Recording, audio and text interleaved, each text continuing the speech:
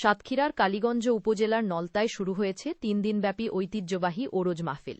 দেশ বিদেশ থেকে আগত লাখো ভক্তের পদচারণায় মুখর হয়ে উঠেছে পুরো এলাকা।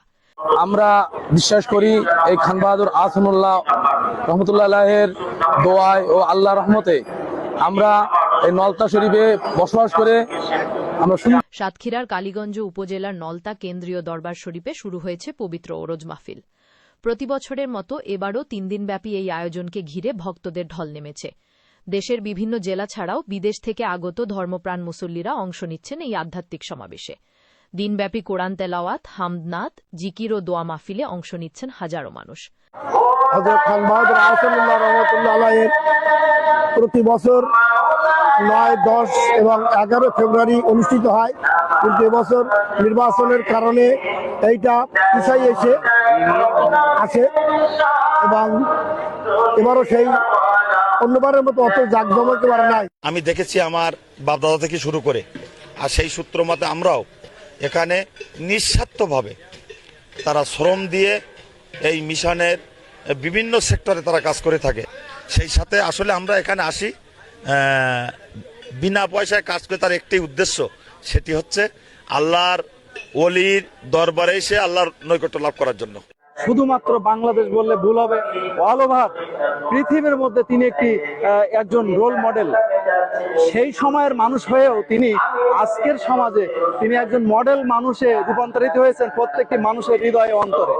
তিনি ঢাকা বিশ্ববিদ্যালয়, আপনারা জানেন যে ঢাকা বিশ্ববিদ্যালয় বাংলাদেশের শিক্ষা সেক্টরের প্রাণ, বাংলাদেশের প্রাণ ঢাকা বিশ্ববিদ্যালয়।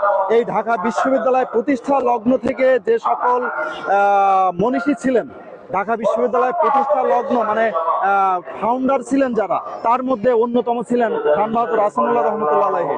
যে কারণে আজ ঢাকা বিশ্ববিদ্যালয় থেকে যে আলোর দ্যুতি ছড়াচ্ছে সারা দেশে এবং সারা বিশ্বে, সেখানে খান বাহাদুর আহসানুল্লাহর অবদান অনস্বীকার্য এবং অবিস্মরণীয় অবদান। এই অবদান বাংলার মানুষ, বাংলার শিক্ষিত সমাজ বা শিক্ষা সেক্টর কখনো ভুলতে পারবে না। আগত ভক্তরা বলছেন, প্রতি বছর এখানে অনেক দূর থেকে মানুষ আসে, এখানে এসে মনটা অনেক শান্তি পায়, আল্লাহর কাছে দোয়া করি। আপনারা যে দেখতেছেন এটা হচ্ছে মাহফিল মাঠে তাবরকের রান্না। এটা 2 দিন ব্যাপী রান্না হয়। এই রান্নাটা এখানে আমাদের 180 ডেক রান্না হয় এবং প্রায় 10-20 হাজার লোকের হচ্ছে তাবরক দেওয়া হয়। রাতে যারা মাহফিল শোনে আর কি, এখানে থাকে ডাউল, চাউল এবং গরুর মাংস দিয়ে খিচুড়ি থাকে। এটা 2 দিন দেওয়া হয় সবাইকে খাওয়ার জন্য। যে কোনো প্রয়োজনে নিরবিচ্ছিন্ন বিদ্যুৎ দেওয়ার জন্য আমরা বদ্ধপরিকর। ইতিমধ্যে আমাদের পাটকুলঘাটা হেড অফিস থেকে পিজিসিবিতে চিঠি দিয়েছে যাতে নিরবিচ্ছিন্ন বিদ্যুৎ সরবরাহ করে এবং নলতা শরীফের যে স্ক্যাডা আছে এখানে যাতে বিদ্যুৎ কোনো ক্রমে তারা যেন না কাটে, এই জন্য আমাদের সর্বোচ্চ প্রস্তুতি আছে। আমরা যাতে ভালোভাবে বিদ্যুৎ দিতে পারি সেই প্রস্তুতি আমাদের গ্রহণ করা আছে। আমি এখান থেকে অনেক দিন থেকে দায়িত্ব পালন করি। আমি রান্নার দায়িত্ব, অনেকটা দায়িত্ব পালন করি। ইনশাল্লাহ মিশনে যারা কর্মকর্তা সবাই প্রায় দায়িত্ব পালন করে, আমি একা না, সবাই পালন করি। এটা সুস্থ মতো দায়িত্ব পালন করে, সুস্থ মতো বন্টন হয়, এখানে কোনো সমস্যা নেই। ইনশাল্লাহ সুন্দরভাবে দেখেন, এতবার ইফতারি চলে গেল, কোনো হাও খাও নেই, সুন্দর, কাউকে বলা লাগে না। যার দায়িত্ব সে দায়িত্ব মতন বসে। এখানে যে দান করে তাকে একটা রসিদ দেওয়া হয়, কার কাছে কোনো কিছু চাওয়া হয় না। আল্লাহর হস্তে পাওয়ার জন্য, আল্লাহকে পাওয়ার জন্য, রাজি খুশি করার জন্য এখানে দান করে। ওরজ মাহফিল উপলক্ষে ধর্মীয় আলোচনা ও ওয়াজ মাহফিলের আয়োজন করা হয়েছে। দেশের খ্যাতনামা আলেমরা ইসলামের বিভিন্ন দিক তুলে ধরছেন। অন্যদিকে আগত ভক্তদের জন্য করা হয়েছে খাবার ও থাকার ব্যবস্থা। লঙ্গরখানায় প্রতিদিন হাজার হাজার মানুষের মাঝে খাবার বিতরণ করা হচ্ছে। এখানে পর্যাপ্ত নিরাপত্তা ব্যবস্থা নেওয়া হয়েছে। আইন শৃঙ্খলা রক্ষাকারী বাহিনী সার্বক্ষণিক দায়িত্ব পালন করছে বলে জানিয়েছেন নলতা কেন্দ্রীয় মিশনের সাধারণ সম্পাদক কৃষিবিদ ডাক্তার নজরুল ইসলাম। আমি কৃষিবিদ ডাক্তার মোহাম্মদ নজরুল ইসলাম, সাধারণ সম্পাদক নলতা কেন্দ্রীয় আহসানিয়া মিশন। নলতা কেন্দ্রীয় আহসানিয়া মিশনের আয়োজনে হযরত পীর কেবলা খান বাহাদুর আহসানুল্লাহ রহমতুল্লাহ আলাইহির বেসাল শরীফ এই ৬২তম চলছে। ২৬, ২৭, ২৮ মার্চ 2026 সালে। বিগত দিনে আমাদের এই অনুষ্ঠানটি ৯, ১০, ১১ ফেব্রুয়ারি অর্থাৎ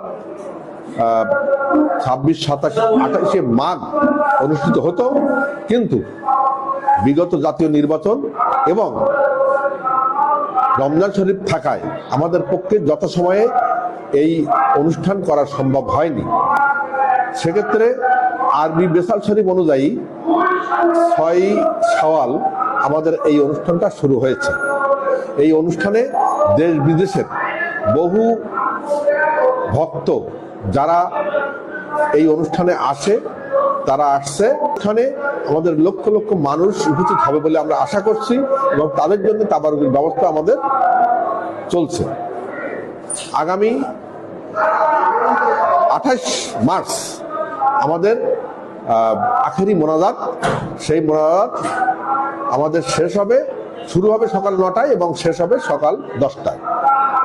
এই অনুষ্ঠানের মধ্য দিয়ে আমাদের এই 3 দিন ব্যাপী ওরস শরীফের সমাপনী ঘটবে।